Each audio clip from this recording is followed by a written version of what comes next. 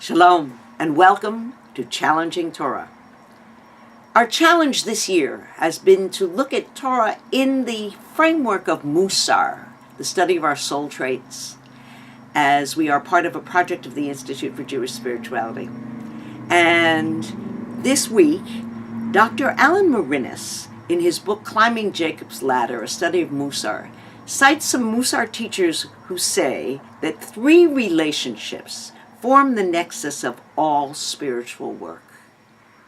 Certain deeds are meant to be performed between Adam la'atzmo, between a human being and himself, others between Adam la'makom, between a human being and his God, and the third between Adam la'havero, between a human being and his neighbor, or those fellow human beings who occupy space with him on this planet. This week's Torah portion, which is the peak moment, which is the crescendo of our Exodus story, and in many ways the Jewish story, the receiving of the Torah, Matan Torah, at Mount Sinai, incorporates all three of these, and one cannot function without the other. We begin very much in the world of Adam la'atzmo. First, the leader has to be together with himself. And so we begin with Jethro. Jethro, father-in-law of Moses, comes to meet him in the desert, looks at what Moses is doing, which is that he's sitting there judging, and people are standing in lines all day long, and there's Moses sitting there in his chair, giving one judgment after another, according to how he hears God's voice, work of the prophet. And Jethro says, "What, are you out of your mind? You can't do it like this." The actual quote is, "You will eventually wear away, both you and the people who are with you, for this thing is too heavy for you. You are not able to bear it alone." Don't even think about marching to Sinai before you get yourself organized here and start to delegate. Yael Shai, a writer of a blog called The Silent Center of Things, really had me nailed this week.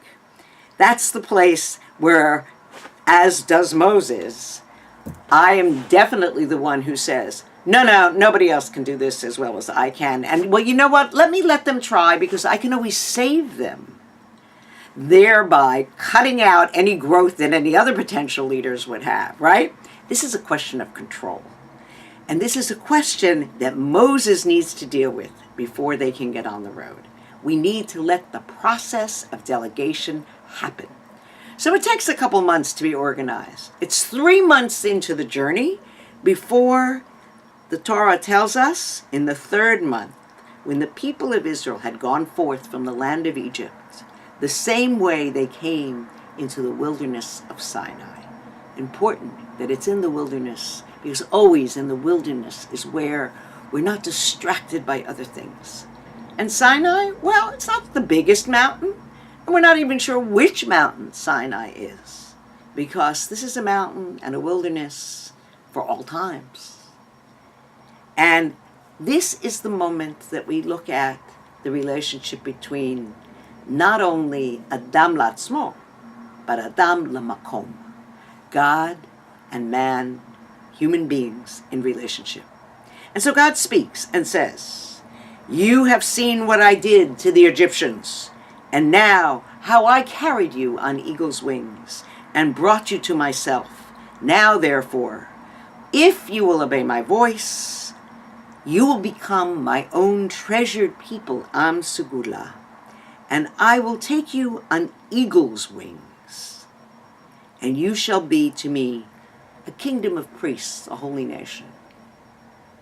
Well, seriously, and if not? And so there are all the sages who say, well, we're supposed to look at what happened to the Egyptians. Were they holding the mountain of Sinai over us like a threat? Or was this merely the mountain as a chuppah over the people of Israel?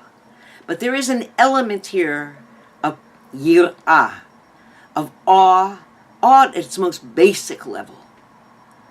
This is the moment, and Moses then goes up, comes back and talks to the people, and the people answer together and said, "All that God has spoken, we will do." This is before they know what they're supposed to do. This is before they've even gone to the mountain and heard God's voice. And we see this pattern repeated 2 or 3 more times in the next Torah portion. But this is about relationship between a human being and Makom and the holy space. Sometimes, always actually, we follow the directions without really understanding.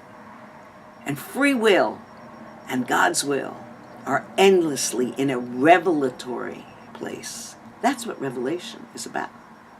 And so, as the people moved together, on the 3rd day, as morning dawned, there was thunder and lightning and a dense cloud upon the mountain and a very loud blast of the horn, and now all Sinai was in smoke. And we hear God's voice. Anochi Adonai. I am the Lord your God, who brought you out of the land of Egypt, out of the house of slavery. You shall have no other gods but me. And this is the moment that we see God really revealed as God in history. It doesn't say, I am the Lord your God who created the universe. That is the God of Genesis. This is the God of Exodus, who's right here in your face and involved in the unfolding of history. And each one heard at Sinai according to their own ability. And so they hear these 10 commandments. And after the first introductory commandment of this is who I am, this between me and you, the rest of it is about Adam lachavero. How do we treat other human beings? We don't lie, we don't kill them, we don't have adultery, we don't even covet their stuff. And so every year, because it's not a one-time giveaway, the revelation at Sinai is an endless revelation. As Deuteronomy later tells us, I made this covenant with its sanctions, not with you alone, but with those who are standing here this day and forever. We are always in a place of hearing again, anew, our own abilities, our own yocholet, our own midot change. We can absorb more, and our times change. But the 3 principles remain the same. So, I wish us all a Shabbat Shalom as we stand together at Sinai one more time to hear the voice of God.